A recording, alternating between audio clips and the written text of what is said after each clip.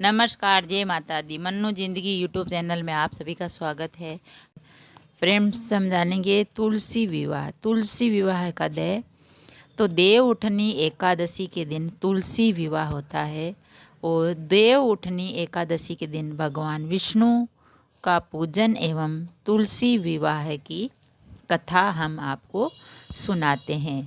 तो देवउठनी एकादशी कार्तिक महीने के जो है शुक्ल पक्ष में आती है और इस दिन तुलसी विवाह होता है, यानी भगवान विष्णु, शालिग्राम और तुलसी का विवाह किया जाता है।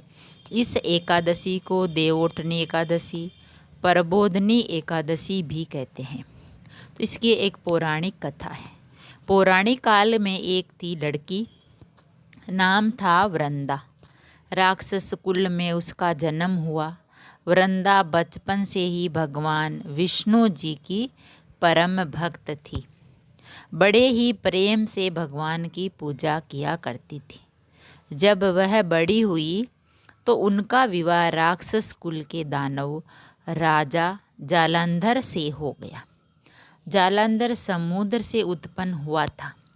वृंदा बड़ी ही पतिव्रता स्त्री थी, सदा अपने पति की सेवा किया करती थी।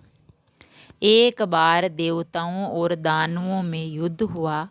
जब जालंधर युद्ध पर जाने लगे तो वृंदा ने कहा, स्वामी, आप युद्ध पर जा रहे हैं।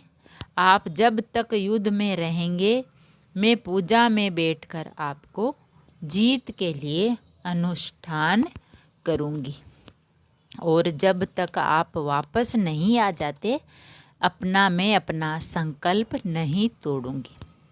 जालंधर तो युद्ध में चले गए और वृंदा व्रत का संकल्प लेकर पूजा में बैठ गई। उनके व्रत के प्रभाव से देवता भी जालंधर को ना जीत सके। सारे देवता जब हारने लगे तो भगवान विष्णु जी के पास गए। सबने भगवान विष्णु से प्रार्थना की तो भगवान कहने लगे कि वृंदा मेरी परम भक्त है, मैं उसके साथ छल नहीं कर सकता। पर देवता बोले, भगवान, दूसरा कोई उपाय भी तो नहीं है।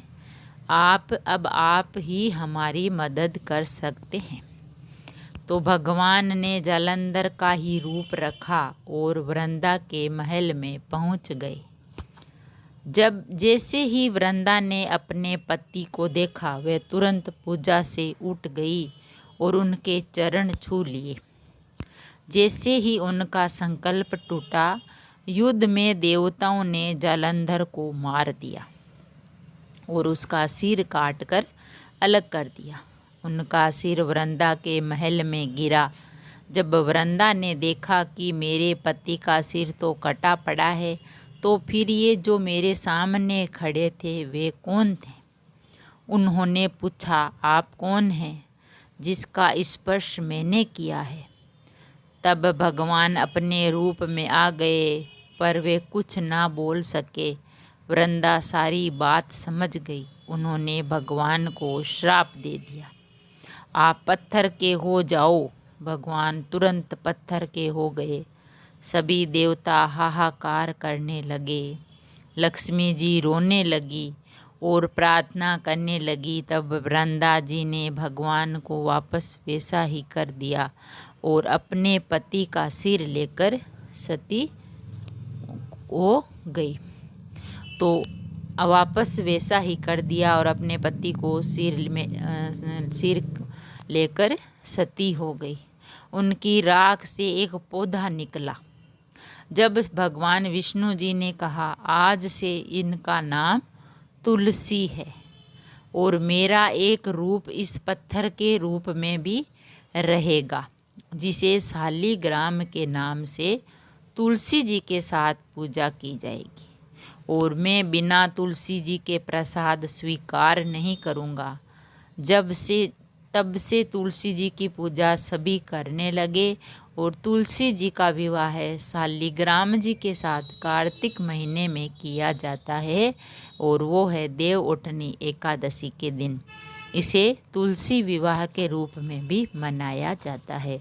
तो देवउठनी एकादशी का इतना अधिक महत्व है क्योंकि इस दिन भगवान विष्णु योग निद्रा से भी उठे थे और एकादशी के दिन है जो तुलसी और शालिग्राम जी का विवाह होता है। बड़ी धूमधाम से ये उत्सव मनाया जाता है क्योंकि जो वृंदा थी वो सती थी, एकदम पतिव्रता नारी थी, लेकिन भगवान ने उसके साथ छल कर दिया क्योंकि उसका पति इतना बलशाली था उसकी पूजा के कारण, इसीलिए वो किसी से परास्त नहीं होता। जब वो परास्त नहीं हुआ तो भगवान ने अपना रूप परिवर्तित करके और उसके सामने प्रकट हुए, पर उसको बाद में पता चला कि ये मेरे पति नहीं है, तो उसने उनको श्राप दे दिया शालिग्राम जो पत्थर बनने का। तो वो पत्थर है जो शालिग्राम बन गया। फिर लक्ष्मी जी रोए, सभी देवता हाहाकार करने लगे, तो उसने वो श्राप वापस ले लिया और अपने पति का जो सिर था वो लेकर सती हो गई।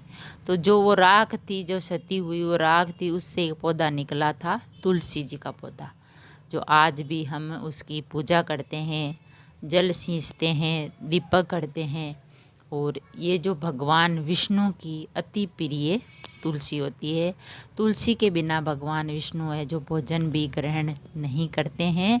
और फिर इस एकादशी के दिन, देवउठनी एकादशी के दिन, भगवान विष्णु और जो शालिग्राम रूप में थे उनका और इन तुलसी जी का विवाह भी किया जाता है। तो यह थी देवउठनी एकादशी, जो भगवान विष्णु पूजन एवं तुलसी विवाह की कथा। अगर वीडियो अच्छा लगा तो लाइक और शेयर ज़रूर करें। ऐसे ही और वीडियो देखने के लिए, सुनने के लिए, जानने के लिए चैनल को सब्सक्राइब करें। थैंक यू, धन्यवाद।